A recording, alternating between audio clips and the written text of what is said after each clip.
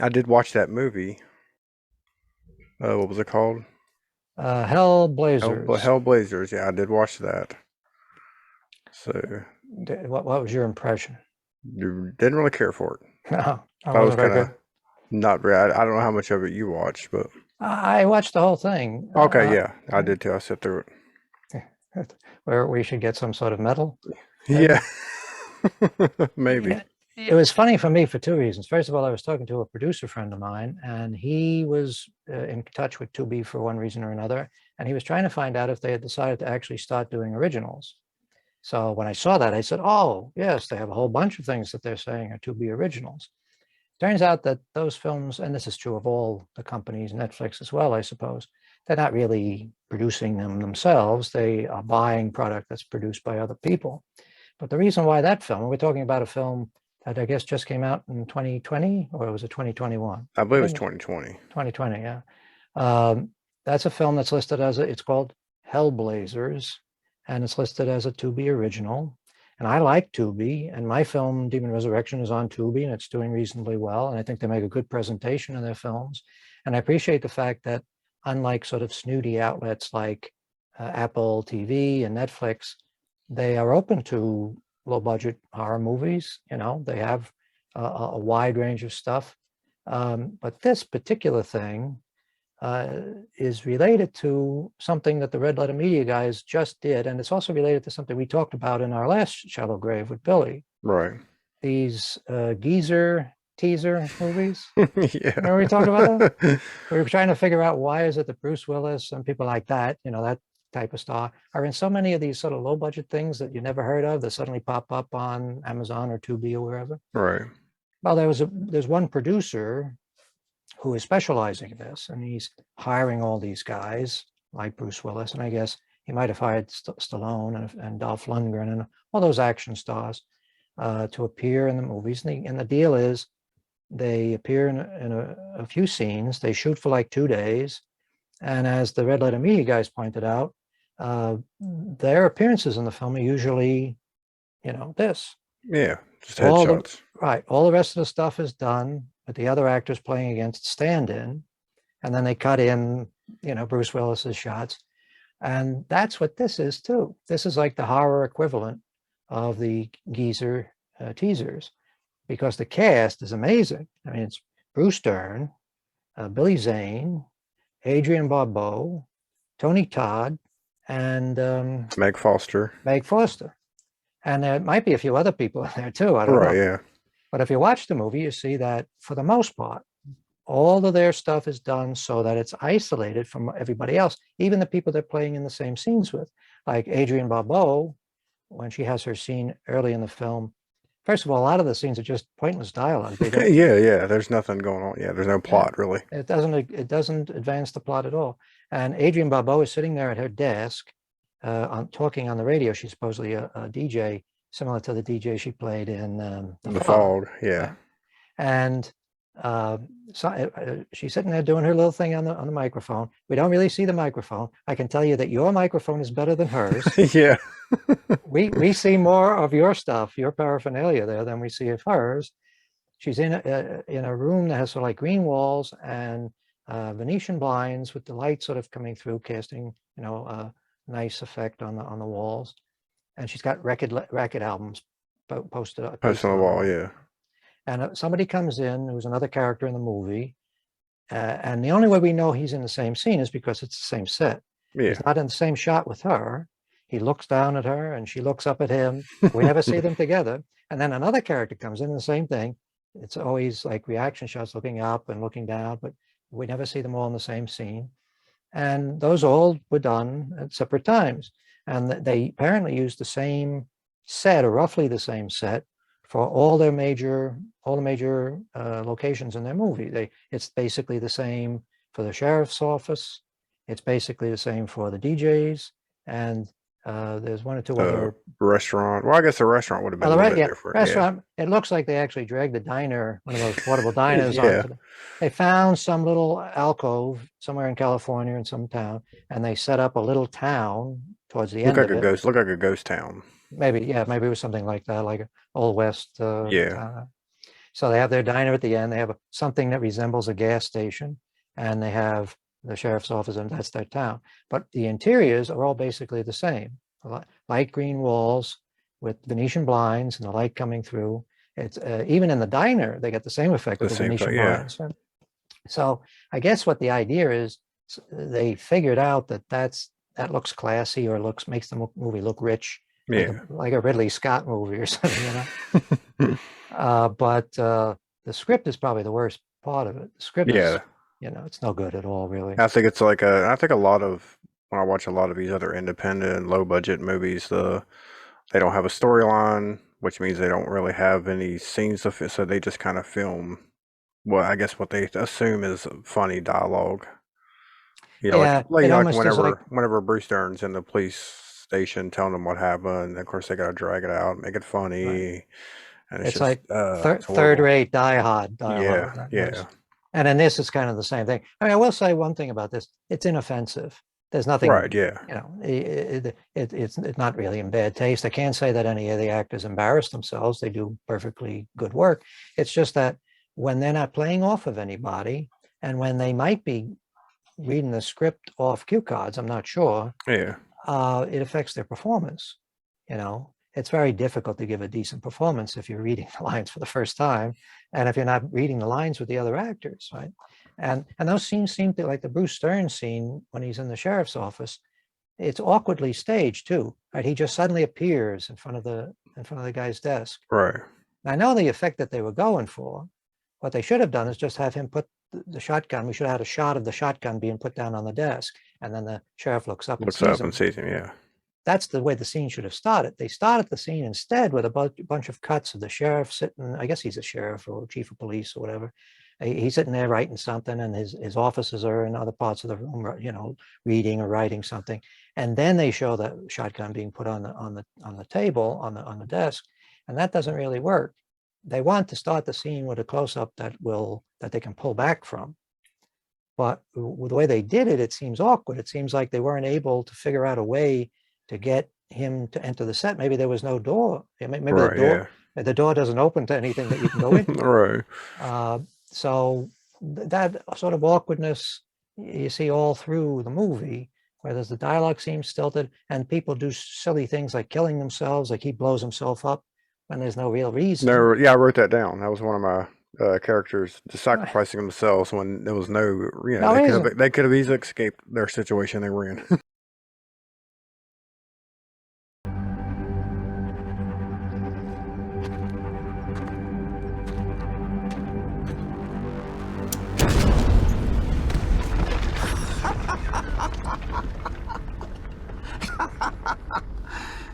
Surprise for you.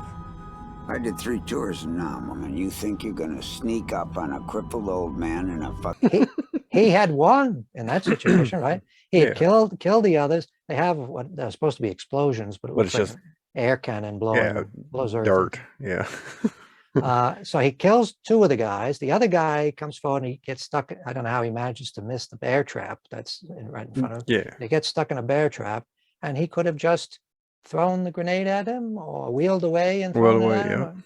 But they have to get Bruce Dern into the movie. He's yeah, not going to be around anymore for the rest of the film. So, yeah. so those are They killed off all of their horror movie right. characters or Yeah, actors and actresses and killed them all off. Except for the guy that was the guy from he was in Children of the Corn. He played the guy that owned the Christmas tree farm. He just oh, disappeared. He just never showed up again. yeah. Well, I didn't even recognize him as a Yeah, celebrity, so I was wondering why he was in the movie. yeah, I guess that explains it. yeah. But he Uh, just disappeared. Tony Todd, who I guess I don't think he's done any movies in recent years, has he? Uh, Was he in the Candyman he remake? was in no. I think his voice was in it. Oh, okay. But yeah, Well, his death was sort of unceremonious. It just yeah, seemed to be dropped in there, like he suddenly appears at the diner to rescue the others, and he's quickly killed. yeah. Right? Because he sacrificed himself. Runs, Yeah, save yourselves, and I'll and I'll but fight off the whatever they were, the yeah, cult. that's the other thing that was really. I mean, the special effects, to be honest, The technical specs on the rest of the film are pretty solid, Yeah. but the special effects are pretty crappy. I thought the creature effect looked pretty good. No, it's passable, but yeah, I mean, if it was not lit as bright, it probably looked a little bit better. But probably so. Well, that's always the case, right? yeah, You turn the lights off when you bring your monster. yeah. I also didn't mind their yellowish robes that they wore, the cult members wore. I thought that kind of looked different, but then I noticed Billy Zane wore a members only jacket over top of his the Yeah, entire scene. that I was couldn't weird. figure out. Yeah, I couldn't figure out if it was. And then I started thinking, well, it's I guess it's supposed to be a comedy. Well, I He doesn't. He suppose. was acting like he really wasn't believing it was happening, and he seemed shocked when it worked. And I was like, oh, okay, maybe Yeah, that's but what they were going for. I thought that was a bad choice to go in that direction with that, handling it that way, because Yeah, it seems to me that first of all, they start the movie like a cold open with them there chanting and raising the demon, and to make it seem like he's doing this in a joking way, that has to be developed differently, right? yeah, You can't just have it almost seems like the actor is making fun of the scene, you know. right. And the folks in the robes, we never really get to see them without the robes. But we see that they're wearing sneakers. Yeah, Yeah. I mean, believe me, I get where they're coming from, because when we did Demon Resurrection, we had people that we never knew who was going to play the zombies, and they were supposed to be wearing they're supposed to be buried like 200, 300 years ago, and they're just supposed to be wearing sort of rotting robes, and they're supposed to have skeletal feet. But there were a few instances in there where I had to sort of do a little editing to cut out right. Yeah, the fact that people were wearing their shoes, you know. So I know from a production standpoint, you don't want to have to think about putting special shoes on everybody, or maybe they wanted to have them barefoot or something like that. Wearing sandals would be probably right. more Yeah, appropriate, but they don't want to bother with that. It's oh, wear your fucking sneakers, you know. And they even have one shot where one of them is laying dead on the floor. The soles of his sneakers are right yeah, in front of us, you know. So, but I guess the real problem is it's not really funny enough to be a comedy, and it's not really scary enough to be a horror movie. It doesn't right. really have anything shocking or surprising in it at all, you know. It just No. plays out in a sort of rote fashion, like this is a horror movie. Yeah. This is what we're supposed to be doing. Make gestures like you're in a horror movie. Yeah. And But everybody basically says the same thing. Like everybody in every scene had a line where they mentioned, "Oh, it's just a small town." right, You yeah, know, like we know it's a small town. We can see it. You don't need to right. remind us every. Constantly repeating the same thing, Yeah. sort of like the premise of the movie has to be constantly restated, Right. which Yeah. is a sign of a script that wasn't really, you know, taken. There wasn't much care taken in writing the script. Probably was something that was written in one draft, you know, and then off to the races, right? I So imagine. I imagine the script was probably just no dialogue. I imagine all the dialogue was kind of made up it sounded like whenever a filming lot of Bruce Dern's stuff. Yeah. comments. A lot of that seemed like it was made up. Yeah. Now, the guy who supposedly wrote the script is the same guy that wrote who directed the film, and he has a bunch of other movies where he has many of those same actors in the films. So it looks like he's doing the same thing as the geezer teaser guy. Yeah.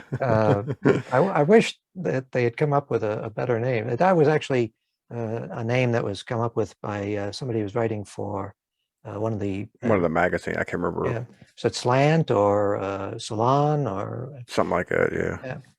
Anyway, this is a phenomenon, I guess, that is not that dissimilar from what we saw back in the Roger Corman days, right? I mean, every time you have a new platform to sell stuff on, you'll have somebody who's creating a lot of cheap junk, you know, to take advantage of it. Like in the 80s when home video really became a big thing, you had Empire and Charles Band and Canon and all those companies that were just churning out stuff as product because they knew that the Blockbuster and the other big chains would buy whatever the fuck you gave them. Yeah. Right? They were desperate to get content on a constant basis.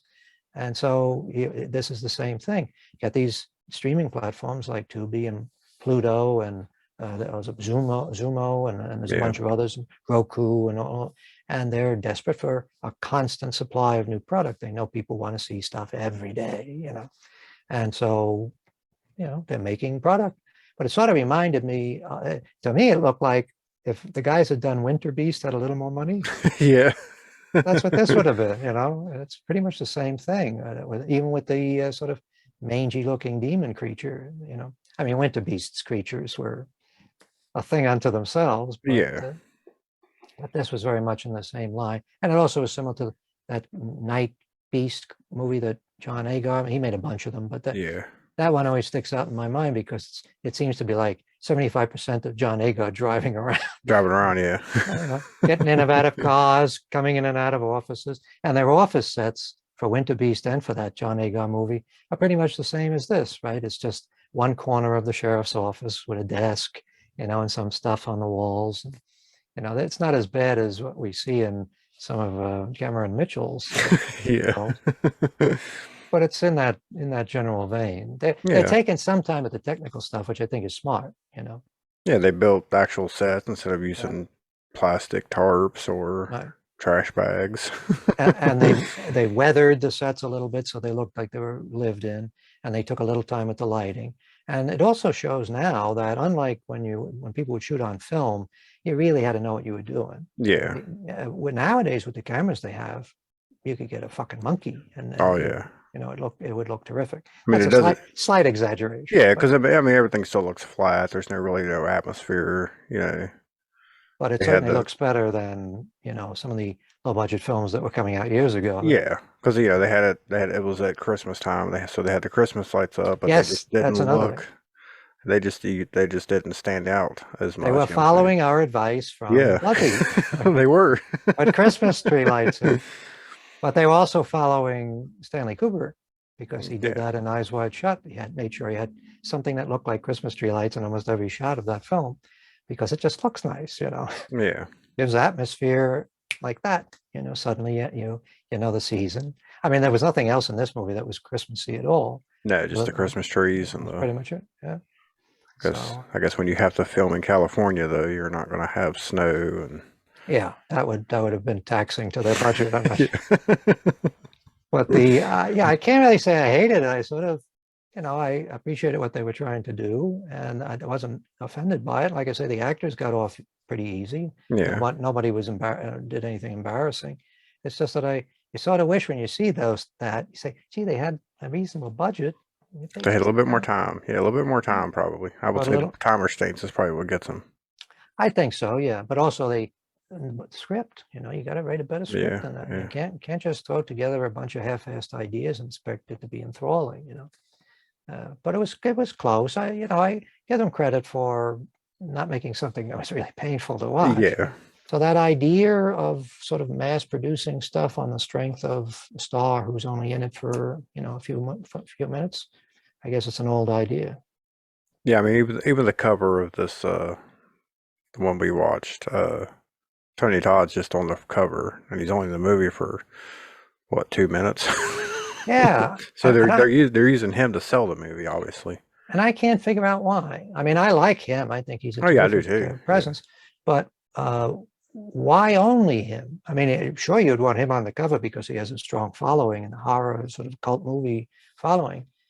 But when in a movie where you have Bruce Dern, who's been making Yeah, movies, they. you would think that he would be in there somewhere, right? And if you picked up a box in a video store, if there was such a thing Yeah. anymore, and you saw all of those people on the cover, you would say, well, I gotta rent this. Gotta get this, yeah. But they only just have Tony Todd, even though he's in it very briefly. It's not really the star of the film. No. And of course, it got me because whenever I saw the cover and started watching, I was like, okay, he's gonna be the hero. He's on the cover with the baseball bat. He's gonna be the. And he wasn't. Right. But it was a reasonable assumption. Yeah. And maybe that shows that they did some research and they figured out that he was the guy most likely to get the views. If you put him in the thumbnail, then he's the guy that's going to bring him in. Maybe there aren't that many horror film fans that care about Bruce Dern. Right. Or even remember who Meg Foster is. Yeah, well, she's kind of a problematic thing. It's true for all. Unfortunately, it's true for female stars generally. Is that nobody stays as beautiful when they get older as they were when Right. they're younger, and she was an especially radiant beauty. So she's now, an older woman. There's no hiding it. And I don't think you could say she's a handsome woman. She's not hideous like Right, yeah. Phantom the Opera style, but she's an older woman, and maybe they thought, well, there's really not much you can do with older women as far as advertising to a male horror, probably younger male demographic, right? The guys that are looking for these type of movies are looking for young, beautiful women that look like they're likely to take their clothes off. And there's no nudity and no sexual content in this at No. all. Adrienne Barbeau, who might have been the person who they would normally turn to for the cleavage, she's an older woman too, so it would be a little weird to have her posing on the cover. Yeah. Suggesting, I mean, well, they had the waitress and the other female cop. They could have put them on the cover. That may have helped out a little bit. possibly so. I didn't think either one of them were terrible. There was No. nothing awful about them. I thought it was kind of funny the way they tried to stretch things out. First, they have it seemed like a 10-minute opening credit scene, Yeah. which is just the credits appearing on the screen with pictures of the actors. And then they have that scene later when they first come to the diner where she spends, I guess, about 4 minutes dancing around to the jukebox music.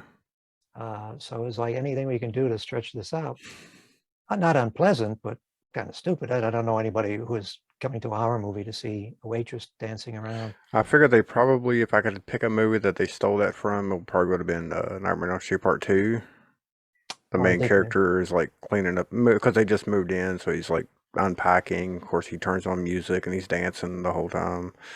So that's probably, that may be where they got it from. Quite likely, yeah. I mean, the people that made the movie look like they're pretty familiar with the genre tropes and their horror film Yeah, they history. kept So mentioning movies. Of course, the sheriff, I guess he was supposed to be a big movie buff, but he couldn't name the movie Cujo. He could only describe it to the guys, right, and they didn't know what it was and they at didn't all. know what it was at all. And of course, they could happen again. Oh, he referenced the guys in the hoods as Michael Myers, and I was like, I don't really get that Yeah. because they're not wearing a Nothing mask like. at all. Yeah, Uh, I didn't understand that reference. well, there's a lot of little things that I guess you could say they're trying to make the character seem quirky, like he's wearing a wool cap all through the movie. Yeah. Doesn't really make sense. I don't know any cops in New York that go around wearing wool caps. Maybe undercover cops. They don't have Right. Yeah. they don't have an undercover force anymore, as far as I know, a plainclothes force. But they're going to get one back now with Eric Adams as the mayor, apparently. But I don't think I've ever seen, except in wasn't in Hill Street Blues, they had a character called Animal or something like that. It was But yeah, a yeah. crazy guy, and he always had a wool cap on his head. I think he wore a wool cap. Maybe that was they were going. That's really reaching. Well, Well, I figured that was that, or that's the only way that they could get you to think of Christmas cold when it's that he's obviously wearing a wool not cap. cold there. Yeah. He wears it indoors and outdoors. Yeah, that no one else is wearing any heavy clothes. Right, and the fact that it accompanies all that quirky dialogue, or the attempt to make quirky dialogue, I guess their attempt to do like a Quentin Tarantino type Right, dialogue, yeah. where they're all standing around talking about movies and things like that. All that lengthy scene with Bruce Dern when he first comes into the office, and he's talking about a dog at some point. He's yelling about a dog that's barking. Yeah, the neighbors, the guy from Joe's in the Corn, his dog's missing. So what the fuck is that about? Yeah. What does that have to do with this movie? But the other great influence is Jaws, because all the opening scenes of Jaws with Chief Brody going around the town and dealing with different people. Matter of fact, they even have a scene in this where the chief is coming out of the radio station Hmm. and getting into his car, and somebody comes running up and says, "Hey, Chief!" And he says, "Not now!" And he jumps in his car. Yeah. That's similar to the sort of interactions that Chief Brody was having. Like everybody's coming up to him with their problems when he's going around the town. So yeah, I understand the problem with their situation is that there wasn't really any great effort put into making the town. There's just these few people. We don't Yeah. see anything beyond that. So it's kind of hard to sell it. And the folks that they do have pop in don't really look like they'd be living in a small town like that,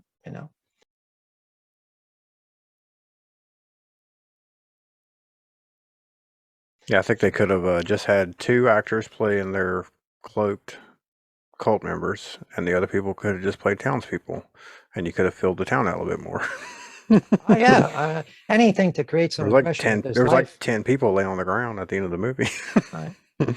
Well, maybe they feared that if they started to introduce additional townspeople, that they would have to find some way to dispatch them, right? Right, yeah. People would say, well, where did all those people go? And all the people in town.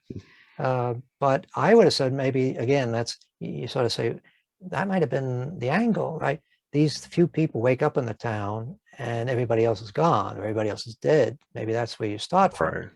Right. Or they are the cult, like they're the cult members. Billy, Zane, right, you know, started turning all them into, cult members. And that's Sort why of they wear like- tennis shoes.